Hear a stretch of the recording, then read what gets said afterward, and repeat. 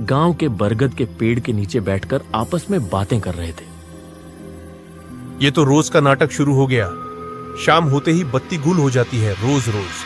हाँ बिल्कुल सही कहा, पर जो भी कहो शाम को यहाँ बैठ के गरम पकौड़े खाते खाते गपशप तो अच्छी ही जमती है। हाँ एकदम सही बात कही। लेकिन ये क्या, श्याम चाचा तो आए नहीं अभी तक। श्याम चाचा से शाम को कहानी सुने बिना कोई मजा ही नहीं आता। वो होते हैं तो उनके कहानियों से शाम का मजा और भी बढ़ जाता है। अरे क्या बोल रहा है तू?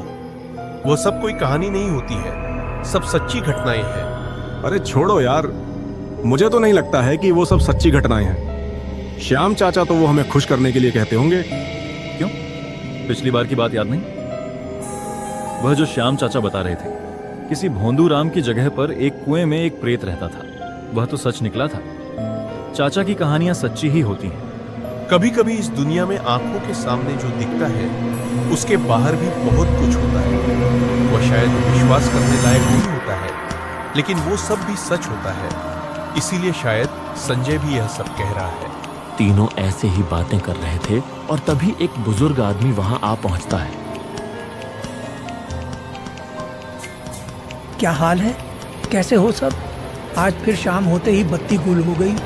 अरे वाह, श्याम चाचा आ गए। अरे छोड़िए चाचा, ये गांव की बिजली की बातें। बैठिए बैठिए, आपकी ही बातें कर रहे थे हम तो सोच रहे थे आज शायद आप नहीं आओगे। आप नहीं आते तो हमारे गपशप जमता ही नहीं। श्याम चाचा तीनों के साथ बैठ जाता है। मैं तुम लोगों से उम्र में बड़ा हो सकता हूँ, लेकिन तुम्हारे जैसे जवान लड़कों के साथ बैठकर गपशप करने में मजा ही अलग है। उन बूढ़ों के साथ बैठकर दूसरों की बुराई करना मुझे बिल्कुल नहीं भाता। ये लो चाचा, गरम गरम पकौड़े। पकौड़े के साथ ही तो असली मजा आएगा आपको भी। वाह, इस सुहानी शाम में गरम गरम पकौड़े, बहुत बढ़िया। तो श्याम चाचा, आज आपके जीवन की कौन सी घटना सुनाओगे? अच्छा चाचा, एक बात बताओ, आपने सामने से कभी भूत देखा है कोई? श्याम चाचा कुछ देर सोचकर फिर बोलने लगते हैं। तुम लोग शायद सोचते होगे कि मैं तुम्हें जो घटनाएं सुनाता हूँ वह सब मनगढ़ंत है, पर ऐसा बिल्कुल नहीं है।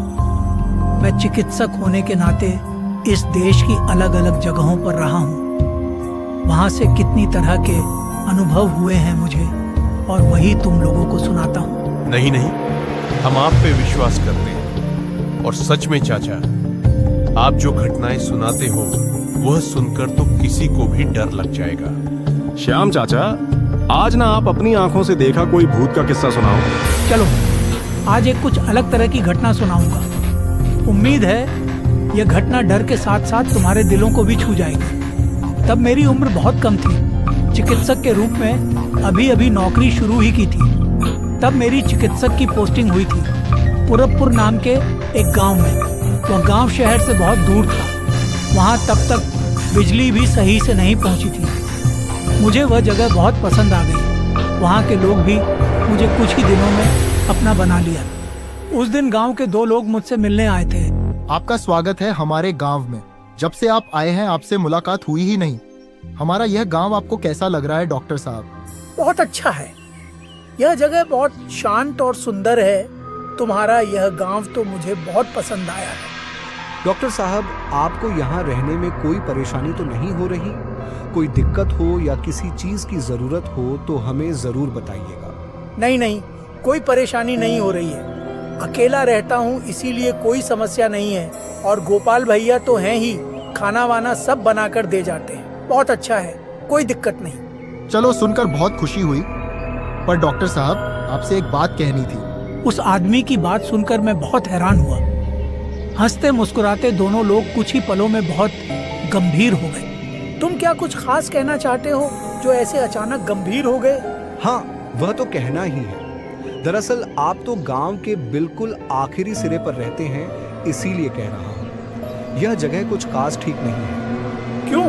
ऐसी बात क्यों कह रहे हो आप? अंधेरा होने के बाद ज्यादा बाहर मत निकलना, और अस्पताल से भी कोशिश कीजिएगा शाम होने से पहले ही लौट आने की। आपके क्वार्टर के पीछे जो रास्ता उस जंगल की तरफ जाती है ना, उस रास्ते की बहुत बदनामी है डॉक्टर साहब। बदनामी? बदनामी मतलब? चोर डाकुओं का खतरा है डॉक्टर साहब। रात में उस रास्ते पर किसी को अकेला पा गए तो बिल्कुल नहीं छोड़ते, यहाँ तक कि मार भी डालते हैं। यह तो बहुत भयानक बात है। पुलिस कुछ क्यों नहीं कर रही? अरे पुलिस उन्हें ढूंढ पाएगी तब तो कुछ करेगी ना, इसीलिए आप खुद ही सावधान रहिएगा। अब समझ में आया क्यों गोपाल भैया शाम होने से पहले ही सारा काम निपटा के चला जाता था। उस दिन उन लोगों की बातें सुनने के बाद से ही मैं बहुत सतर्क हो गया। बहुत जरूरी न होने पर शाम के बाद घर से नहीं निकलता था और अस्पताल से काम निपटाकर शाम से पहले ही घर आ जाता। उस दिन रात बहुत गहरी थी। आसमान काले बादलों से ढका हुआ था। दिन भर का काम खत्म करके जल्दी से खा पीकर सो गया। अचानक एक आवाज से मेरी गहरी नींद खुल गई। डॉक्टर साहब सो गए क्या? बहुत जरूरी है डॉक्टर साहब, कृपया एक बार दरवाजा तो खोलिए। गहरी नींद टूटने से तो थोड़ा गुस्सा ही आया। इतनी रात को मुझे कौन बुला रहा है? मैं जो डॉक्टर हूँ ये जैसे कुछ पलों के लिए भूल ही गया था। अपने काम का ध्यान आते ही सोचा इतनी रात को जरूर कोई मुसीबत में पड़कर मेरे पास आया होगा। ये सोचकर ही बिस्तर से उठकर दरवाजा खोला। दरवाजे पर एक का आदमी खड़ा था। मुझे लगा गांव का ही कोई आदमी होगा शायद। ठीक से पहचान नहीं पाया। तुम कौन हो और इतनी रात को यहाँ क्या कर रहे हो? डॉक्टर साहब, क्या आप मेरे साथ अभी थोड़ा मेरे घर चल सकेंगे? अरे इतनी रात को क्यों भाई, कोई मुसीबत आ गई है क्या? हाँ डॉक्टर साहब, दरअसल मेरी माँ की तबीयत बहुत खराब है, बिस्तर से उठ ही नहीं पा रही है। वो ऐसा है क्या? लेकिन तुम्हारा घर कहाँ है? मेरा घर जंगल पार करके उस दूसरे गांव पर है। दरअसल मेरी माँ की तबीयत बहुत खराब है। मेरे पिताजी भी बूढ़े हो गए हैं, इसीलिए इतनी रात को मैं ही आया हूँ आपको बुलाने। पिताजी तो माँ को छोड़कर आ नहीं सकते। अपनी माँ के प्रति इतनी अच्छी भावना देखकर बहुत अच्छा लगा। मैं भी और कुछ नहीं सोचा और अपना चिकित्सक का सामान लेकर तुरंत उसके साथ निकल पड़ा।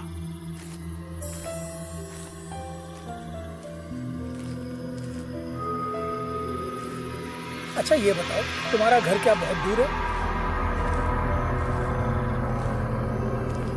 बस पास के ही गांव में है डॉक्टर साहब, थोड़ा दूर है पर ज्यादा वक्त नहीं लगेगा।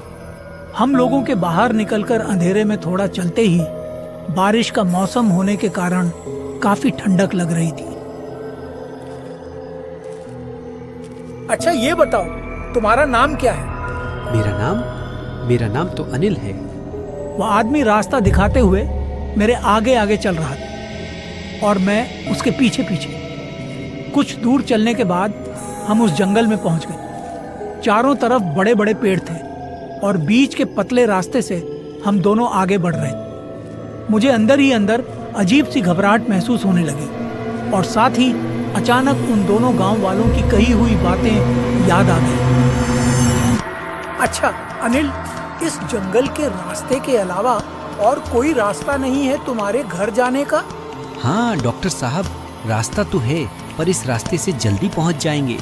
तुम्हारी माँ की तबीयत खराब है बोल रहे थे, क्या तकलीफ हो रही है तुम्हारी माँ को? माँ का सर बहुत दर्द कर रहा है, साथ ही तेज बुखार है। बहुत तकलीफ हो रही है मेरी माँ को। ये समझने में कोई मुश्किल नहीं हुई कि वह आदमी अपनी माँ से बहुत प्यार करता है। थोड़े और आगे बढ़ते ही लगा जैसे दो साए हमारे पीछे पीछे आ रहे थे। यहाँ तक कि उनकी फुसफुसाने की आवाज भी सुनाई दी। थोड़ा जल्दी चलो, लगता है कोई हमारा पीछा कर रहा है। मेरी बात सुनकर वह आदमी भी अंधेरे की तरफ एक बार देखकर तेजी से चलने लगा। हम इतनी तेजी से चल रहे थे, पीछे उन दो साइयों की रफ्तार भी और बढ़ने लगी।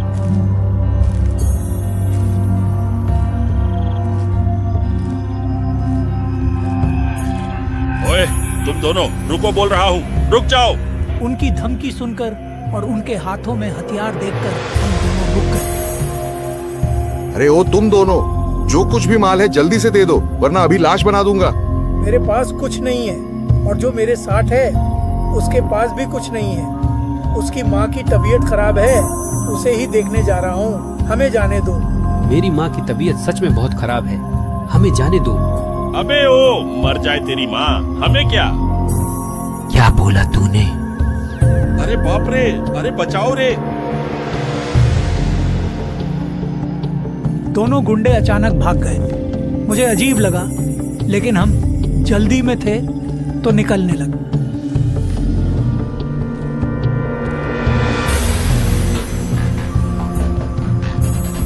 अरे ये क्या हुआ? वह गुंडे दोनों ऐसे चिल्लाकर क्यों भागे? वह शायद अपनी गलती समझकर चले गए होंगे। आप अब जल्दी से चलिए डॉक्टर साहब, बहुत देर हो गई। मेरी माँ कैसी है कौन जाने। हाँ चलो चलो। हम दोनों थोड़ी ही देर में अनिल के घर पहुंच जाते हैं।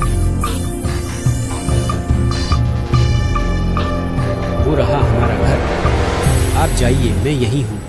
तुम नहीं जाओगे अंदर? नहीं नहीं, आप जाइए ना, मैं इधर ही हूँ। घर के अंदर जाकर देखा, एक बुजुर्ग महिला बिस्तर पर लेटी, चेहरे पर दर्द साफ दिख रहा था और उनके पास बैठे हैं एक बुजुर्ग आदमी। मैं समझ गया कि यही होंगे अनिल के माँ बाप। उन्हें पहली नजर में देखते ही समझ गया कि उनकी तबीयत बहुत खराब है। मेरा परिचय जानकर वह दोनों जैसे खुशी से झूम उठे। डॉक्टर साहब, आपने यहाँ आकर कितना उपकार किया, हम बता नहीं सकते। मुसीबत इतनी बड़ी थी कि मैं उस आदमी के बारे में कहना ही भूल गया। इस रात को अस्पताल ले जाने का समय नहीं है, समझकर घर पर ही कुछ करने का सोचा। मैंने बुजुर्ग आदमी से कहा, अरे इन्हें तो बहुत तेज बुखार है, इस हालत में तो अस्पताल ले जाना भी मुमकिन नहीं है। मैं इन्हें एक इंजेक्शन दे देता हूँ, उम्मीद है फिलहाल इससे काम चल जाएगा। मैंने वक्त का जाया न करते हुए इंजेक्शन लगा दिया। आधे घंटे के अंदर ही हालत में सुधार आने लगा। आप सचमुच भगवान हैं डॉक्टर साहब। आप चिंता न करें, सुबह तक बिल्कुल ठीक हो जाएंगी। और मैं भगवान नहीं हूँ, बल्कि आप इतने भाग्यवान हैं कि अनिल जैसा इंसान आपका बेटा है।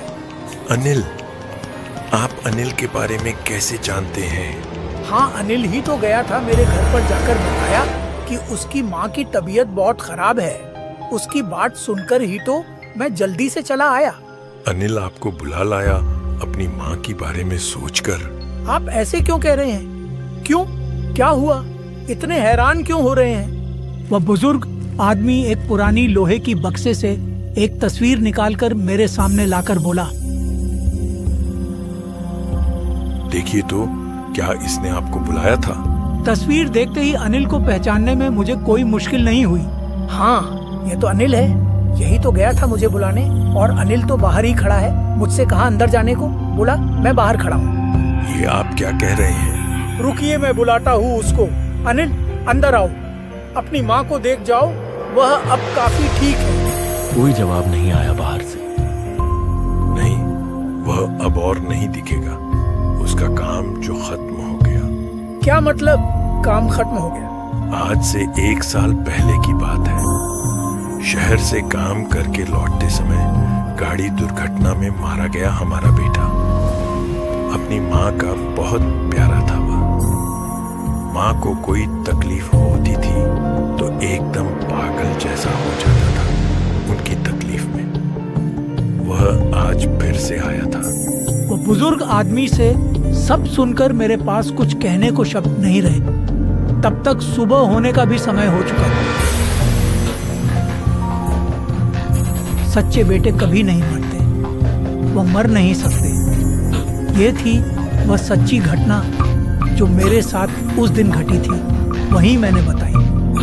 विश्वास करना या न करना ये पूरा तुम लोगों पर छोड़ दिया। पर ये जरूर कहूँगा, हर घर में एक ऐसा बेटा जरूर हो जो अपने माँ बाप के साथ हमेशा रहे। वह तीनों और कुछ नहीं कह पाते, बस चुपचाप वह अनिल का चेहरा सोचने की कोशिश करते रहे।